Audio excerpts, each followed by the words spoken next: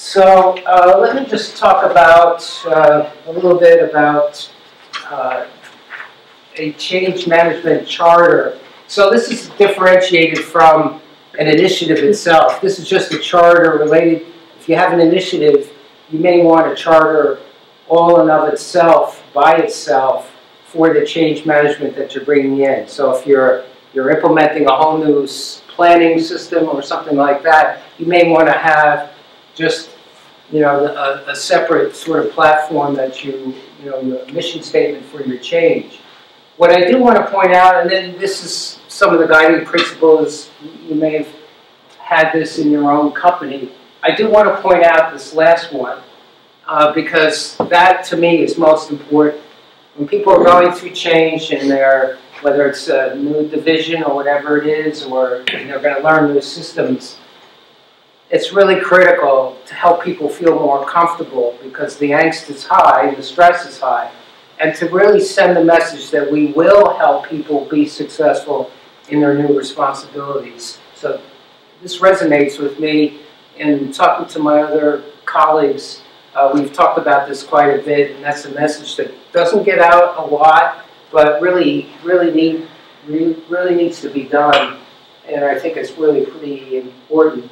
And what that means is that it could be including people as part of a design team for a new process, for the new process they're going to be doing. It could be training, mentoring.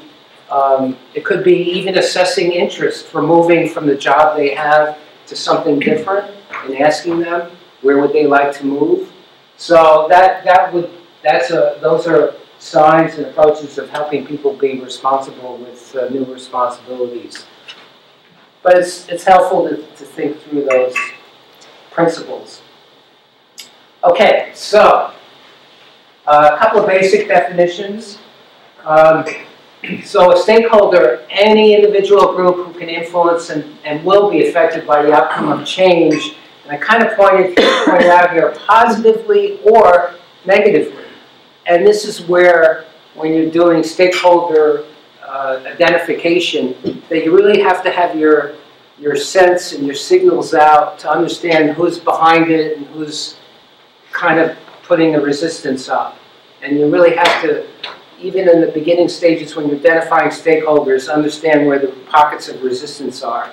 So you really have to be sensitive to that and be seeking that out. So I think that's pretty important as well, because we're in the supply chain area. It goes without saying that when you're making changes, especially internally, of course your suppliers and your customers are part of this. And if not, they really have to be. So that's really important to really think that through very, very strongly. It seems obvious, but I mean, I've seen cases, I can go through some cases where it's so internally driven that we really didn't think about what the impact was to customers. Okay, so just on the change management side, what are some typical streams of work? So the first thing is that typically if you're being asked to lead a change management initiative, you might be asked by leadership to develop a change management plan. So you really do have to develop a plan and approach and get that approved, before you're even doing much of anything else. So that's one thing. If it's a new system or a new process, you're going to go through design. But let me just point out, performance management is really key here. So when I think about streams of work, I think about, of course you're going to assess structure, you're going to assess job standards and qualifications, but you have to assess your incentives, because in the old order, people were rewarded and they knew what they were doing. They were very comfortable with what they were doing and being rewarded on it. Now if you're going to move the cheese on them, you have to look at what incentives and behaviors you want, and does that necessitate a change in how people are paid. And then developing the metrics of success. Kind of seems obvious, but you really have to think through, well, what does success look like when we're finished? And think through how you're going to measure it, and what is my baseline today. So I think that's really important. The other thing too that time after time I see missed is a communications plan. So if you're doing something different, you really do want to communicate why the change is needed and provide the updates, and that can be done through a variety of media. Communicate the timing of changes. That needs to be done on a regular basis. And of course, celebrate the successes, be they large or small.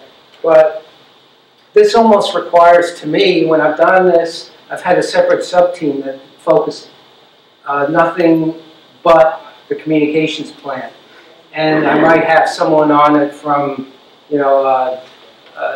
from the communications team for that division or the whole company that might be helping us with how to do it on the web or how to get video or establishing, forums in which there's more exchange about what the change is and why it's needed.